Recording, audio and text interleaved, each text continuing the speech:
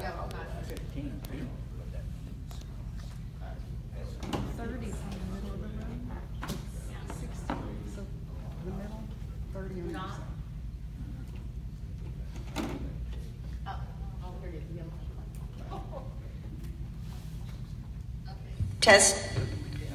Testing 1, 2, 3, 4. Yeah, they said they could hear. Testing 1, 2, 3, 4. Okay, it is 6:30 p.m. We're going to start special meeting of the City Council of the City of Sandy Oaks, Texas, April 5th. You want to go ahead and do a call to order and quorum call? Alderman Tomasini. Here. Alderman Garcia. Here. Alderman Rapino. Here. Alderman Fillinger. Present. There's a quorum present. Thank you. Pledge of Allegiance, please.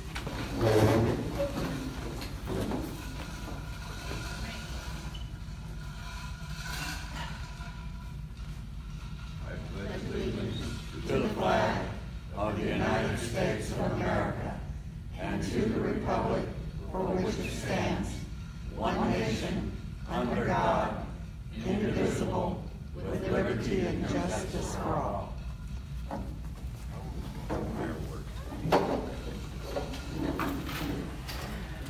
Number 3, discuss and/or possible action approving results from M&S Imaging SAWS feasibility study, and then discussion of purchase of property, possible purchase and related costs. So do we have Gary and Mr. Barbosa is a surveyor, and Gary is from M&S Imaging. Imaging. I'm sorry, medical rep, M&S Engineering. Okay, so full-size copies, I put one on each side of the table. Andrew has some of the site plan layouts, the summary from the environmental report, and an opinion of probable cost, remove all the equipment from the site.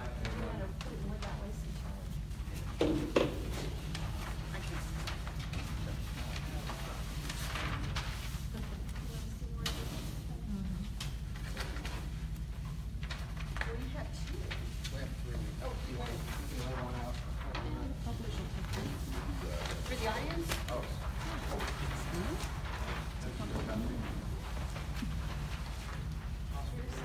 A good look at what the work they've done. Okay. Pass it around. I can hold it. I'll do a holding. I do get to hold them. I wish it was like something. But okay, I'm good. So as he points out, we can do it. Okay. I'll let Andrew give the summary. He did most of the hard work on this. Okay. Afternoon, my name is Andrew Barbosa with M&S Engineering. Our firm, M&S Engineering, was retained, was retained to basically look at the feasibility of this slender track, the address of 3715. It's off of Priest Road, as you may have driven by, it's in abandoned, but the address actually says 3715 Waterwood Drive. A long linear piece of property, approximately 2 acres. It's an unplatted piece of property, just means it hasn't been fully established and set and recorded with the Fair County. Our services were retained to basically look at the feasibility of the purchase, to use it for a city hall, public works possibly, uses for the city itself, for whatever you may need, the ebb and flow of as you grow and items you might need to maintain the city infrastructure, streets, things of that nature. As you've driven by the site, obviously it was once ran by Bear Metropolitan Water District and then SAWS, San Antonio Water Systems, and obviously it's not been used for several years. It's been shut down. What it was basically a water plant that had 2 water wells on the premises. It would pump water out of the ground, filter it, and put it into a piping system. All of that has been abandoned. Water wells have been plugged in place, gone through the proper procedures for their plugging. reported all the way to the state, Texas Commission of Environmental Quality. All the facilities on the premises were either disconnected and or removed. The pumps, the electronics, any fluids or liquids were removed off the premises. So there is structures still there, slabs, tanks and whatnot, sheds, some other large items, but they're not being used. It's fully abandoned. Our premise was basically to look at laying out a functional site plan for potentially a use as city offices or city hall and or storage of equipment or whatnot. We've laid out an exhibit, a color exhibit, trying to utilize the land to the best of what's available to lay out, I believe, roughly a 4,250 square foot city hall for either the offices and or meetings, roughly a building to accommodate public works staff of about 2,000 square feet, a shed to basically keep equipment out of the rain and whatnot of approximately 1,000 square foot, and then a rough area of about 85 by 185,000 square feet for storage of equipment and whatever else that might need to be there for the city's needs as you grow or need elements to maintain the city infrastructure. Obviously, with this potential purchase, the state of what's there now, there are items that are in the way now, the slabs, the sheds, some of the equipment that was left behind.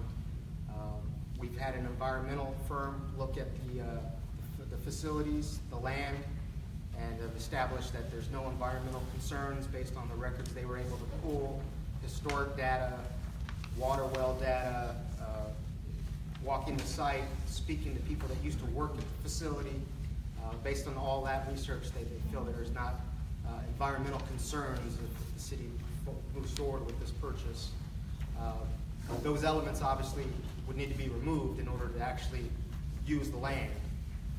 We've reached out to some demolition contractors to get them to walk the site to quantify what the cost would be to basically remove those elements, concrete slabs, the huge tanks that are there, metal sheds, metal structures, and we came up with an approximate cost estimate using those values of just around $18,000 for the demolition. So based on the agreement the purchase agreement that's been looked at by the city attorney and the city staff and the aldermen's here, the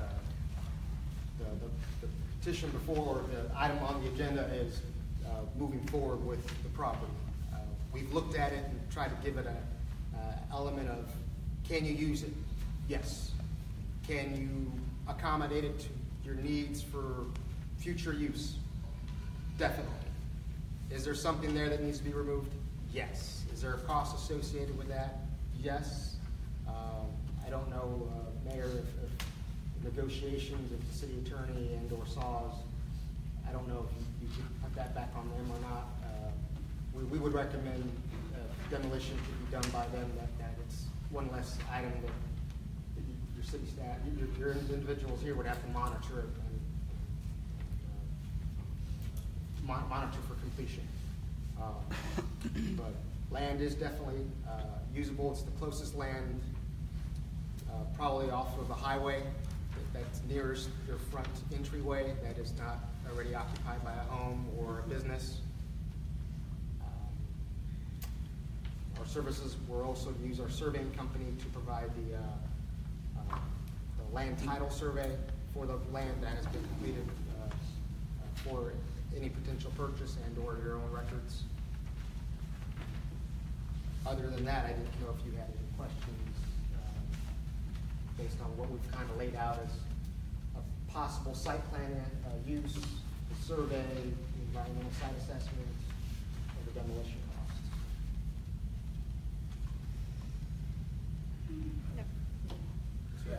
Is there a possibility of any recouping any salvage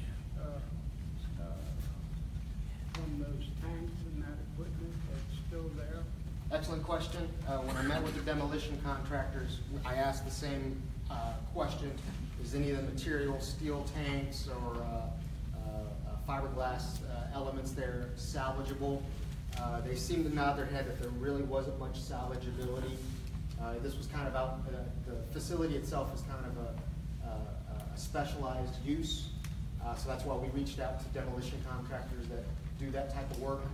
And they basically said, for the price they quoted, they would basically remove it, haul it off, and dump it. And that's included in their costs. So pretty much no salvageability. Well, I would anticipate any kind of steel or things like that that could be recycled. Anything they would make off of that would probably reflect or offset the cost of doing that. Yeah, that's right. Again, the polychlorinated biphenyls? Biphenyls, like electrical transformers are a potential source of environmental concern. Use your microphone. Yep. Whatever. Oh, there's one. Okay. Just this area. Just doesn't sound very good, does it? This is area I'm reading. Electronical transformers are a potential source of environmental concern due to the potential presence of polychlorinated biphenyls contained in dielectric fluids used in some units. During reconnaissance, 2 pole-mounted units were observed on the site. They were in good condition with no evidence of release. So for the future, are there future concerns with this? You have no evidence of release at the moment. Correct. And is that related to the transformers? Yes. Yeah, those would be they're all mounted on the Oh, on the poles. You would get a new one for. Oh, those, okay. Those would be Got it. removed and disposed of. I would suspect that they serve electricity to the site, and they may even serve some of the surrounding properties. If they weren't functional and you were to go and get service on the site, they'd probably replace those. But if they're good, they still may use those. So they're CPS. Yes. Yeah, See- short answer on that is PCBs have been outlawed since mid-70s. So it's been up a while. Unless those transformers are 30 years old, it's a non-issue. They're older than that. And if thank you, Jim, if it is an issue, basically it's a CPS issue, not a city issue. Okay. So that's, Yeah. it's not leaking into the ground we're buying now, and if it leaks, it'll be a CPS cleanup. Okay. And then you checked with TCEQ, and they did not have any concerns for the site, right? I believe. March 28th, 2018. However, at the time of this report, a final response was pending. Correct. Okay, so it's still pending. Yes, ma'am. But based on what the land use was, the water wells were the item of concern, but those have been properly plugged. We have well reports that document when the wells were installed and how they were filled in, and basically they're now non-operational. What are the sanitary control easements? It's a great question. Sanitary control easements are associated as an offset from where the center of the well, and basically they carry a stipulation of what is allowed within that zone. In essence, if you're a public water entity, you do not want to allow any contaminants or sources of pollution. So no septic field, no septic sprays, no storage of hazardous chemicals or petroleum chemicals or gasolines or fuels. No livestock allowed to basically be in that area. But now that the wells are plugged, it's basically just a paper, an imaginary dotted line that doesn't carry that restriction. So they're closed, so it doesn't really matter right now? They still exist on paper. Yeah. It just basically the intent of what they were created has been removed. So on paper, they're still there. We would recommend that those easements be vacated. That way they're removed off the paper that created it. And how would the city do that? It's just a vacating process that you file with the county. You can fill out a form, a vacating declaration form, provide the document that created them. And also, we would notify TCEQ as if they have the water well data, water well reports, and the water well plug reports. We just, as a courtesy, confirm with them that the easement can also be vacated. Because they take up a lot of the. Yes, they do. But also the existing site has sheds, buildings, and tanks and slabs within those zones as well. Are those easy to get rid of, or? So, yeah. And those easements are required for public water supplies, obviously these wells are abandoned and shut down, and so they're, like Andrew said, they're still on paper, but there's really no impact they have on the property, because it really limits the use if it were a public water supply. So it's just a paperwork process to get those removed. So there's nothing that prevents us from removing those anyway? Not that we're aware of, no. And that may also be something as part of processing this is SAWS might be able to assist in getting those vacated for you as part of the process. If not, we can also help with that. There'd be an effort probably coordinated through the city's attorney if that were done after.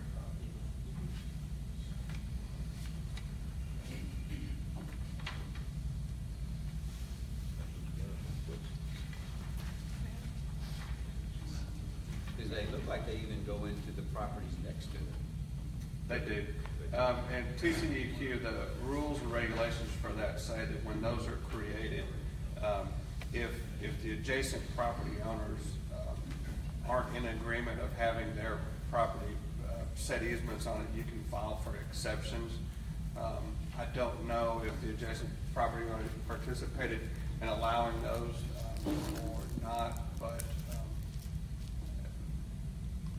they cover just as much of other people's property as they do their own property. So.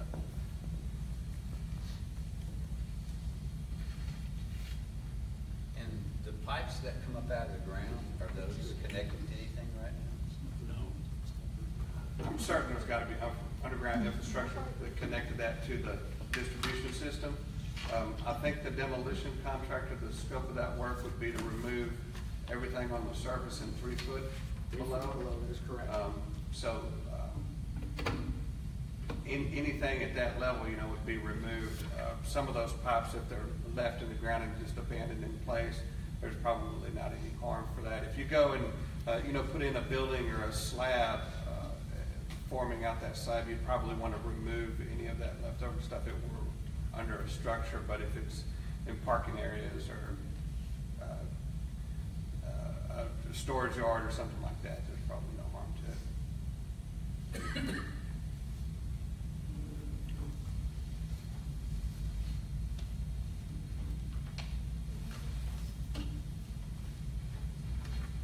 And in a couple of places, there's just concrete slabs on the ground.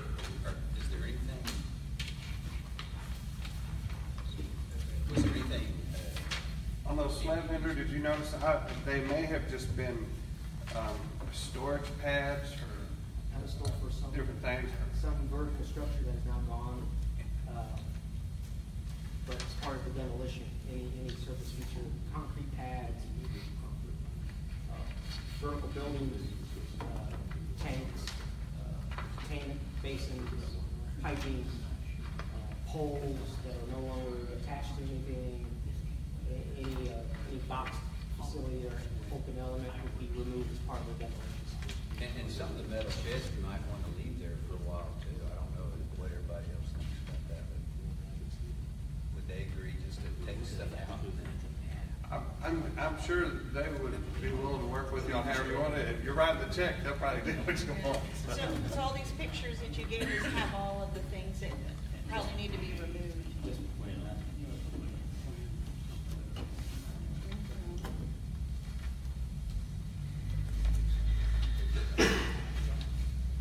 So what is your recommendation on this property?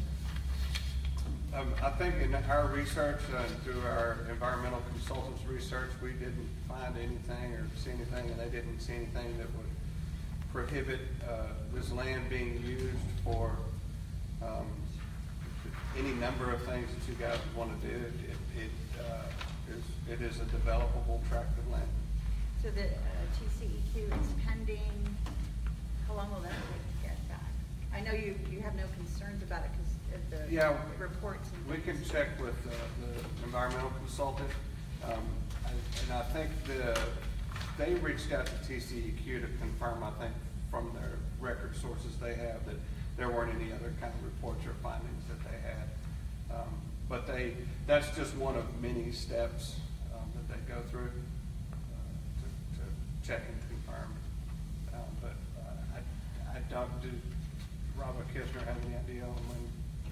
Our deadline is April 13th for the finalization of the feasibility study. Okay. We can. We have another meeting on the 12th, so. We can reach out and see if they can expedite anything they're waiting on from TCEQ. Well, what exactly are we waiting? It was just as part of their process of not only looking at the historical, the imagery, the reporting data online, they also call and find out, hey, courtesy caller, is there anything that we haven't already looked at that has a potential source, or do you have any additional information that's not available online? So just a courtesy follow-up to find out, ask that extra level of due diligence. Well, there's nothing online on this property, so,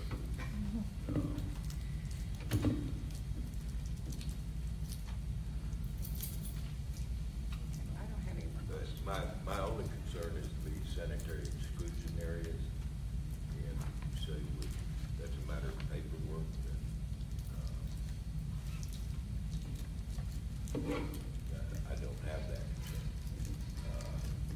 I would like to see our real estate attorney address that with Saul as to their ability to help us remove the sanitary exclusion zones. No, can't hear nothing. I'm sorry, ma'am. I'll try this again. Yeah, you want them to help us on too. My only concern was the sanitary exclusion zones, because I did read the TCEQ standards for what can be done on that. However, with the wells plugged and capped, I agree we should be able to get that removed. I'd like to see our real estate attorney address that issue with Saws as to their assistance in removing that restriction. Even if not, though, it's still a great deal. She's on call if you wanted to. You got a week, Colin. Other than that, we're looking at $59,500 for the real estate and the demolition for better than 2 acres. There's no place else we're going to buy that property on a main road for twice that much money. Any other discussion? If not, I'd like to make a motion that we proceed with the purchase of the Saws property. Due diligence has been done. I'd like to make a motion we proceed. Looking for a second. I'll second. Well, okay, so Charles Fillinger motion to go ahead and proceed to. Barring any other discussion, I'm just saying. Barring any discussion? A purchase of the property and the related costs of the property, and I have a second from Alderman Rapino. Can I have a show of hands of wanting to go ahead and purchase the property? Okay, unanimous, the property is purchased. Okay, do we have somebody that wants to motion to adjourn? I'll make a motion. Okay. Alderman Thomas, see a motion to adjourn, Rapino second, and it is 6:54 p.m. Motion, meeting is adjourned.